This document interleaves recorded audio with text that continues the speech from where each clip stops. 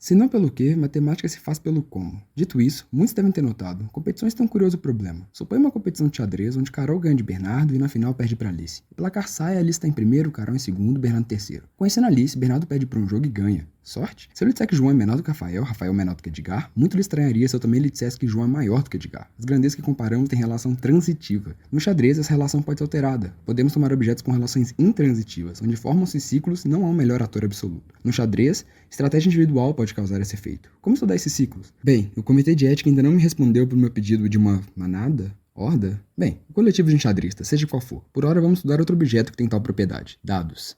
Um esclarecimento. Falamos de dados do tipo que se joga. Ainda assim, para não decepcionar, prometo falar de grandes dados. Ok, como estes dados podem ser intransitivos? Toma esse exemplo. Antes de mais nada, precisamos comparar dois dados. Diremos que D1 é melhor do que D2 se jogado os dois, D1 tiver uma chance maior de rodar uma face maior.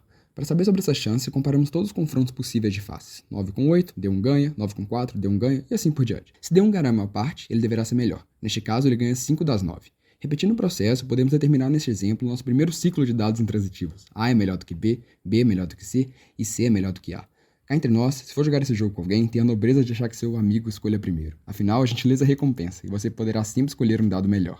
Pensar nos dados, contudo, é confuso. Precisamos encontrar o objeto que compartilhe das propriedades, mas seja mais maleável. O primeiro ponto-chave é notar que quando comparamos faces, não nos importamos com o valor, não de verdade, apenas com sua posição relativa aos outros valores. Se então ordenarmos as faces de cada lado de acordo com seus valores, podemos comparar quaisquer duas faces, sabendo apenas de que lado ele se encontra do outro valor. E se substituíssemos os números por uma letra que representa o dado de onde ele veio, não perderíamos informação. O valor não é mais necessário. Montamos uma palavra que armazena a relação absoluta entre as faces dos dados. Da esquerda para a direita, ela apresenta a maior face para a menor e seu respectivo dado. Chequemos se ela é equivalente aos números estudados. O número de vitórias de A sobre B deve ser a quantidade de letras B à direita ou menores de A. Se contarmos, teremos 5 vitórias. Repetindo o processo para C com B e C com A, recuperamos a relação dos dados.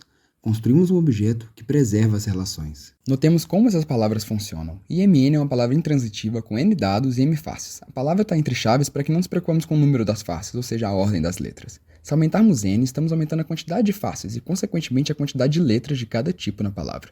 De forma parecida, se aumentarmos M, estamos aumentando a quantidade de dados e, consequentemente, a quantidade de tipos de letras na palavra. Pronto, estamos equipados para responder algumas perguntas. Existem ciclos intransitivos com mais dados? Bem, conhecemos o exemplo com 3 dados. Como aumentar a quantidade? Lembramos da palavra. Se quiséssemos adicionar um dado D entre B e C, o primeiro fato é que B teria que enxergar D como agora ele enxerga C. Bem, isso é fácil. Poderíamos na palavra colocar D junto com C. Como só a posição relativa importa, B não notaria a diferença e ganharia de D. Mas D ainda tem que ganhar de C. Bem, podemos colocar D junto, mas sempre à esquerda de C, ou seja, maior. Desta forma, adicionando um novo dado que ganha de C e perde de B. Temos nossa nova palavra.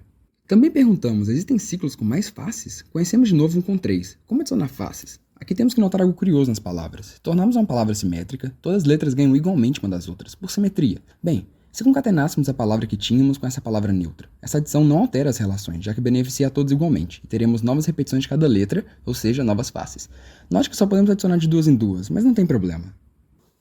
E onde estamos com isso? Façamos uma tabela com o número de face por número de dados. Aqui não faz sentido falar de ciclo de 1 ou 2 dados, muito menos com 1 ou 2 faces. Agora, conhecendo o exemplo de 3 dados e 3 faces, podemos aumentar indefinitivamente o número de dados nesse exemplo. Perfeito. Podemos ainda adicionar de 2 em 2 faces, e para cada uma dessas, aumentar a quantidade de dados. Para este ciclo, já sabemos a existência. Com um novo exemplo de 3 dados e 4 faces, podemos repetir o processo e pronto. Note que com uma simples mudança de paradigma no problema foi possível demonstrar a existência de todas as condições possíveis para os dados. Esse é o poder da abstração.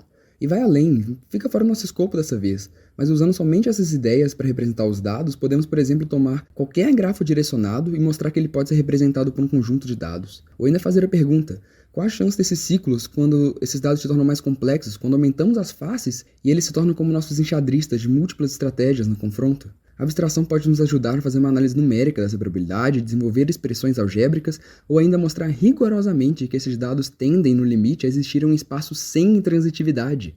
Muitas vezes, a matemática começa pelo que, mas se faz pelo como.